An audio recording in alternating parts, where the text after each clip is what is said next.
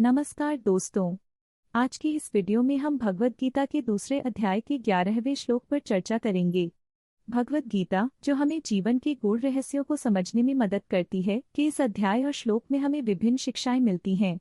अगर आपको हमारा कंटेंट पसंद आए तो कृपया लाइक करें और हमारे चैनल को सब्सक्राइब करें। चलिए अब हम इस महत्वपूर्ण श्लोक के बारे में विस्तार से जानते हैं। श्रीभगवानुवाच अशोच्यानन वशोचस्त्वं प्रज्ञानवदाशोत्सि। भगवान ने कहा, तुम उन लोगों के लिए शोक कर रहे हो जिनके लिए शोक नहीं करना चाहिए। तुम ज्ञानी की तरह बात कर रहे हो।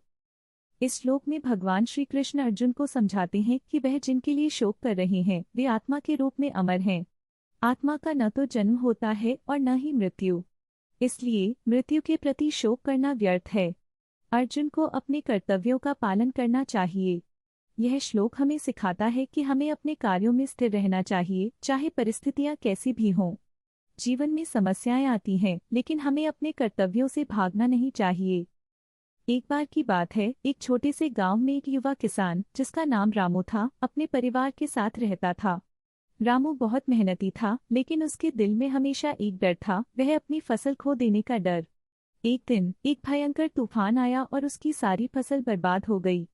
रामू बहुत निराश हो गया। उसने अपने माता पिता से कहा, मैं अब क्या करूंगा? मेरी मेहनत बर्बाद हो गई। उसकी माँ ने कहा, बेटा धैर्य रखो। लेकिन रामू का मन नहीं मान रहा था। उसी समय गांव के एक ज्ञानी बुजुर्ग ने रामू को देखा। वह उसके पास आए और बोले, बेटा तुम क्यों दुखी हो? रामू ने कहा, मेरी फसल बर्बाद हो गई, अब मैं क्या करूंगा? बुजुर्ग ने मुस्कुराते हुए कहा, क्या तुमने भगवद गीता का यह श्लोक नहीं सुना? तुम उन चीजों के लिए दुखी हो रहे हो जो तुम्हारे नियंत्रण में नहीं है। रामू ने कहा, लेकिन यह तो मेरी मेहनत थी। बुजुर्ग ने कहा, हाँ मेहनत महत्वपूर्ण है, लेकिन परिणाम पर शोक करना व्यर्थ है। तुम अपनी मेहनत जारी रखो और जो हुआ उसके लिए दुखी मत हो। रामू ने बुजुर्ग के शब्दों को समझा। उसने अपने जीवन में आगे बढ़ने का निर्णय लिया।